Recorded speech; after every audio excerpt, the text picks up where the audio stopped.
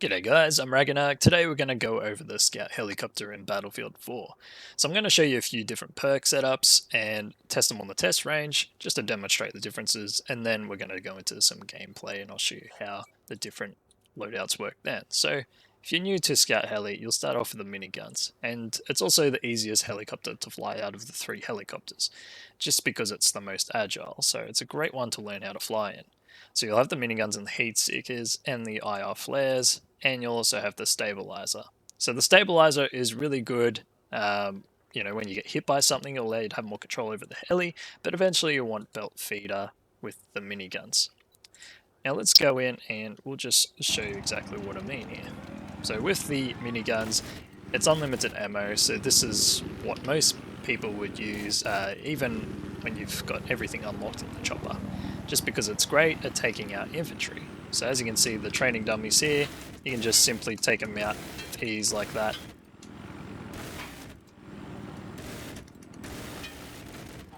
And it's also great at taking out light vehicles. For example, this boat here, I can just fire at that and it will blow up before my gun overheats with the belt feeder. It's also good against aircraft, so if you see a gumship or a jet, for example, you can take it out just by firing at that. The minigun is actually really, really strong. Now, there are a few downsides to the minigun, not that many, but the first one is you can't do armoured vehicles. So if you shoot armoured vehicles with the minigun, it doesn't do anything at all. And that's when the 25mm cannons come in handy. The other issue is there's no splash damage, so if you're going to fire right between targets, it's not going to do as much damage as the 25mm cannons. The splash damage will kill groups of targets bunched up together a lot more efficiently. However, more often than not, if there's a lot of infantry and a lot of light vehicles, a minigun will do just fine, and it's also great for taking out the enemy choppers and jets. Now, if you want to take a more of an anti-tank sort of setup, that's when you would go the 25mm cannons and the laser guided. And flares are great, but the ECM jammer is also really good as well, so whichever you prefer. I like the EC jammer a little bit more as it can deflect more than just the missile. Sometimes tanks try to snipe you out of the sky. Now, if you're going to use the 25mm cannons, the belt feeder doesn't really have too much effectiveness on there, so use whichever other one you prefer. I like stealth coating because that makes ground targets harder to lock on you, like stingers and what. It takes a longer period of time, so it gives you a longer chance to get away from them whenever stuff's locking onto you. Now, when you first hop in the chocker, you want to fire one bullet, and see it triggers the reloading down the bottom, right? So you want to start triggering that, and that way the ammo starts reloading and you get a bit more ammo. So downside to the 25mm cannons is you have a limited supply, but they do reload over time.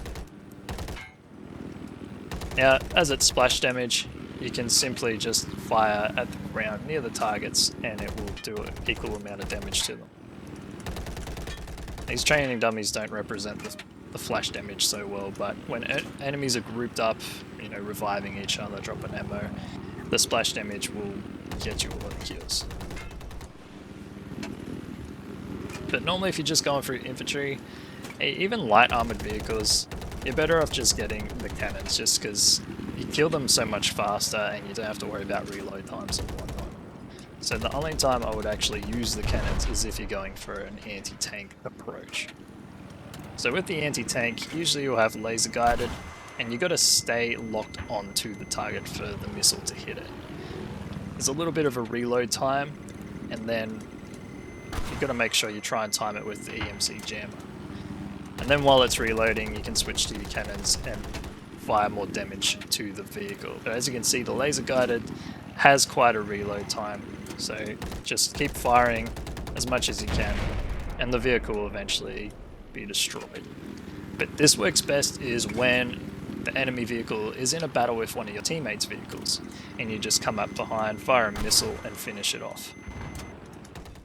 So for what I always usually run is I'll run the 7mm cannons, the laser guided, the ECM jammer, and the belt feeder.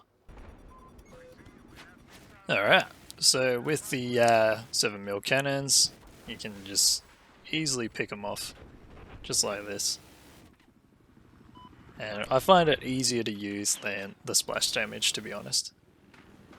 Depends on how good your aim is.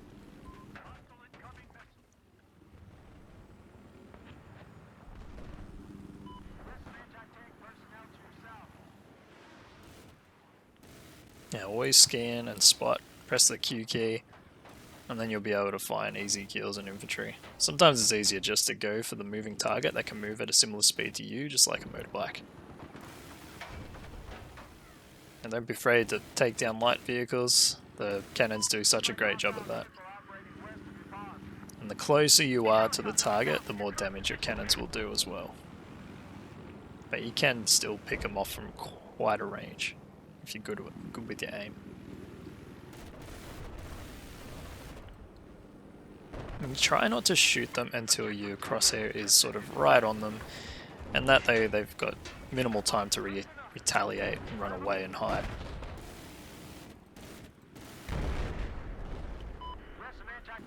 Don't be afraid to blow up the vehicles, because you get more points for doing that, and usually it kills the target next to it anyway. It's also fun chasing vehicles too.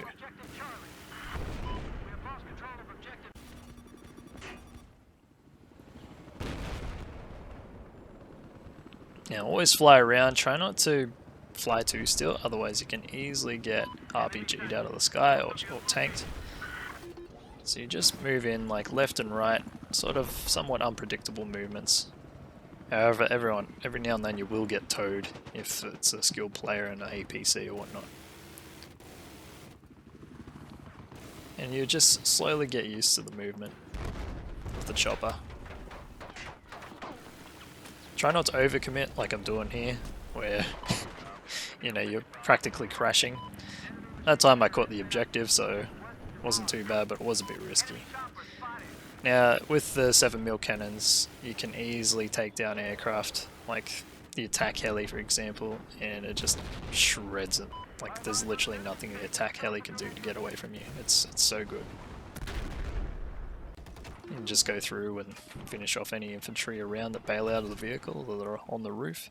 Now, repairing the chopper, it's much quicker to repair if you land it and then repair it, versus repairing it from inside the passenger seat. So as you can see here, I repair it, and then I'm able to take off and finish off their chopper.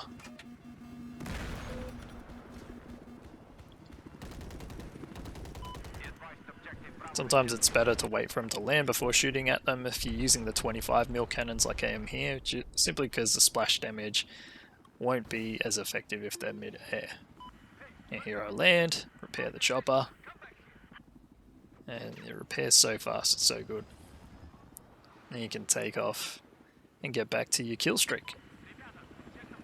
And you get some pretty fantastic kill streaks with this chopper.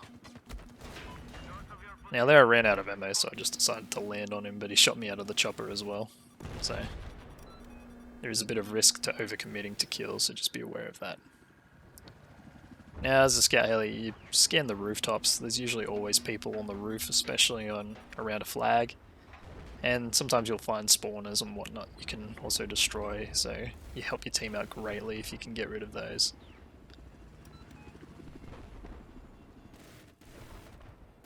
If you've managed to disable a vehicle, it's worth usually just finishing the vehicle off and blowing it up as well.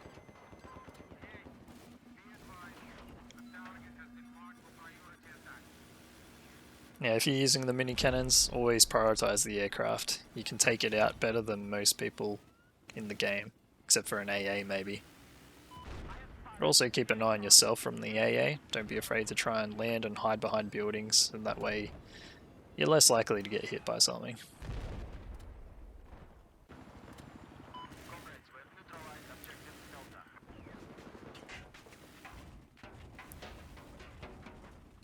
And it's one of those things, like, the more you practice with, the better you become, and so that's why you see those high rank players just absolutely ridiculous kill streaks. You know, of like 70 kills or something. That's simply just practicing and maneuvering. Now here, this is where where I switch between my 7mm cannons to kill the infantry repairing, and then I switch back to laser to finish off the tank. In here I've got the 25mm cannons, so I laser the tank, which disables it, and then I finish it off with the 25mm. And that's when you're better at using the anti-tank approach, when you're using 25mm. Otherwise, just use the 7mm cannons. It's really good for pretty much everything else, especially infantry and light vehicles. Now sometimes you find opportunities where you can shoot down the enemy scout heli. If it's low to the ground, you whack a stinger in it, that'll disable it, he'll lose control. Sometimes he'll bail out and try to repair it, and when he bails out, you just shoot him out of the chopper, and you steal it and take off. And same thing can be done in mid-air. When you use the 25mm cannons, you can shoot the pilot out of the chopper, and then if you're high enough, you can simply fly over it, bail out, and steal their chopper in mid-air, just like this. And that's one less chopper the enemy team have, and one more your team has, so it's a really good move to do. Now with the 7mm cannons, because it's got such a high velocity, you can even take out jets with it as well. And it's very, very, very effective at doing that, especially when they're flying slow by you, shooting at something else. Anyways guys, I hope you enjoyed this video. Hopefully this inspires you to spend some more time in the scout heli, trying these loadouts I've shown you. And I'll see you in the next video.